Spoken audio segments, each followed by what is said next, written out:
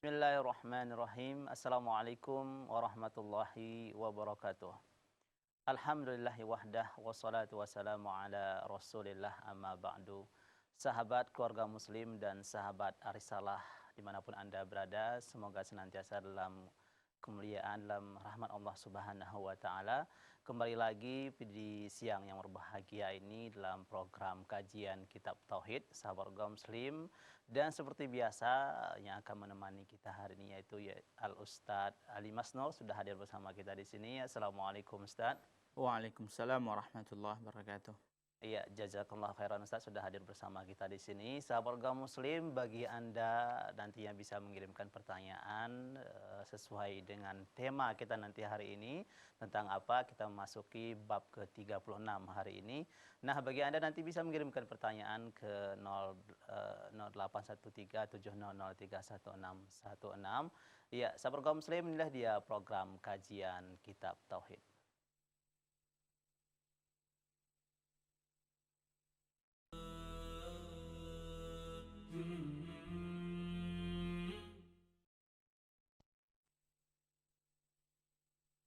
Bismillahirrahmanirrahim. Alhamdulillahi rabbil alamin wa bihi nasta'in ala umurid dunya waddin. Wassalatu wassalamu ala nabiyyina Muhammad wa ala alihi wa sahbihi wa man sara ala nahjihi wastanna bisunnatihi ila yaumiddin, amma ba'd. Rabbi shrah li sadri wa yassir li amri wahlul 'uqdatam min lisani yafqahu qawli. Allahumma 'allimna ma jahilna wanfa'na Allahumma bima 'allamtana wa zidna ilman nafi'an ya rabbal alamin. Pemirsa Salam TV yang dimuliakan Allah Subhanahu wa taala, puji syukur kita ucapkan kepada Allah Subhanahu wa taala yang telah memberikan karunia dan nikmat yang begitu banyak kepada kita. Salawat dan salam kita haturkan kepada baginda Rasulullah sallallahu alaihi wasallam. Semoga Allah menjadikan kita orang-orang yang mendapatkan syafaatnya nanti kelak di hari kiamat. Amin amin ya rabbal alamin. Pemirsa Salam TV yang dimuliakan Allah Subhanahu wa taala, kita lanjutkan kajian kitab tauhid kita. Kita masuk kepada bab tentang bahwasanya taat kepada Allah dan Rasul adalah konsekuensi kesempurnaan tauhid. Bentuk kesempurnaan tauhid kita harus taat kepada Allah, taat kepada Rasulullah sallallahu alaihi wasallam. Bab man ata'al ulama wal umara fi tahrimi ma ahalla Allah aw tahlili ma harrama Allah faqad ittakhadhahum arbaban min dunillah. Bab tentang orang-orang yang mentaati para ulama dan mentaati para penguasa dalam perkara-perkara yang dalam perkara yang mereka tersebut mengharamkan apa yang dihalalkan oleh Allah. Jadi kalau ada para ulama atau siapapun atau penguasa yang mereka tersebut mengharamkan apa yang dihalalkan oleh Allah atau sebaliknya, atau menghalalkan apa yang diharamkan oleh Allah, kemudian kita tunduk dan taat kepadanya, padahal kita tahu itu sudah melenceng, padahal kita tahu itu sudah tidak sejalan dengan apa yang Allah wahyukan kepada Nabi Muhammad sallallahu alaihi wasallam, faqad ittakhadhahum arbaban min dunillah.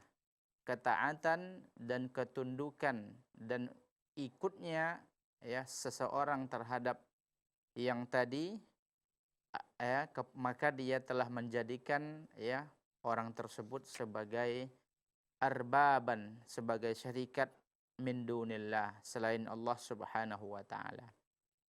Jadi ketaatan kita agar tauhid kita sempurna kepada Allah Subhanahu wa taala, agar akidah kita menjadi akidah yang baik, maka kita harus memberikan segala ketaatan kita kepada Allah dan Rasul-Nya. Tidak boleh kita mentaati ya unsur ketiga atau orang lain dalam perkara yang tidak sesuai dengan agama Allah Subhanahu wa taala. Bila perkara tersebut tidak sesuai dengan apa yang diinginkan oleh Allah Subhanahu wa taala. Kalau kita taat kepada mereka, maka ya secara tidak langsung kita telah menjadikan mereka itu sebagai tandingan, sebagai sekutu, sebagai syarikat bagi Allah Subhanahu wa taala. Disebutkan dalam kitab Bughiyatul Mustafid Syarh Kitab Tauhid yang dikarang oleh Syekh Dr. Mansur Ibn Muhammad As-Saqub hafizahullah, bahwasanya apabila kita telah mengetahui suatu ibadah tidaklah sempurna kecuali dengan taat kepada Allah Subhanahu wa taala, dan ketaatan kepada Allah Subhanahu wa taala tidaklah menjadi baik dan sempurna bila kita tidak menjalankan perintah Allah dan menjauhi larangan Allah Subhanahu wa taala. Pada bab ini Al-Imam Al-Musannif ya Al-Syekh Muhammad At-Tamimi rahimahullahu rahmatan wasi'ah menegaskan kepada kita bahwasanya ketaatan kita haruslah kita berikan kepada Allah Subhanahu wa taala dalam perkara tahlil atau tahrim, menghalalkan atau mengharamkan. Karena menghalalkan dan mengharamkan ini adalah ya kekhususan Allah Subhanahu wa taala. Ini hanyalah hak Allah Subhanahu wa taala dan hak Rasulullah sallallahu alaihi wasallam. Jadi apabila ada orang ya yang mengharamkan yang dihalalkan oleh Allah, atau sebaliknya dia menghalalkan yang diharamkan oleh Allah Subhanahu wa taala, maka kita tidak boleh taat. Contohnya ya apa yang dilakukan oleh orang-orang kafir.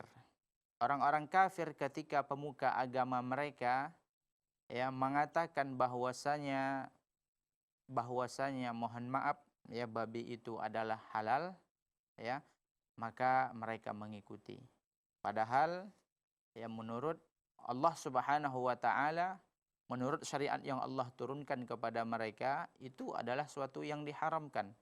Maka ketika mereka mentaati pemuka agama mereka, mereka mentaati ulama mereka dalam menyelisihi apa yang Allah turunkan, dalam menyelisihi perintah dan syariat Allah, maka mereka itu telah menjadikan ya pemuka agama atau ulama mereka tersebut sebagai tandingan, sebagai andada, sebagai syarikat bagi Allah Subhanahu wa taala. Begitu juga kita. Ya, ketika Allah Subhanahu wa taala mengharamkan bagi kita ya untuk tawaf di kuburan, untuk minta berkah pada kuburan, untuk meminta kepada selain Allah, meminta kepada wali-wali yang sudah mati, Allah larang.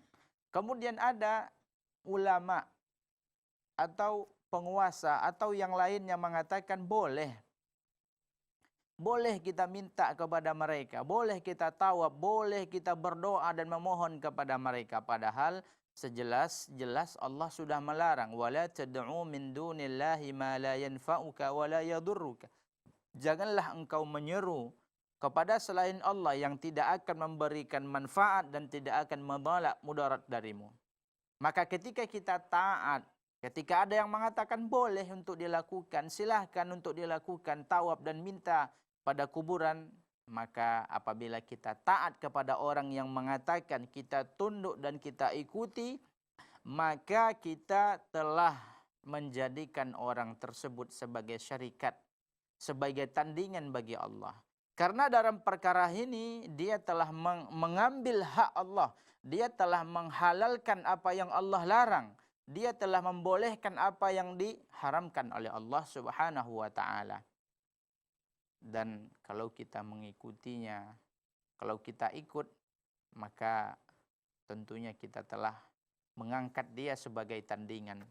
Secara tidak langsung kita mengatakan dia ini ya kondisinya mirip dengan kondisi Allah Subhanahu wa taala. Kedudukannya sama dengan kedudukan Allah. Sebagaimana Allah menghalalkan, mengharamkan, dia juga melakukan hal tersebut.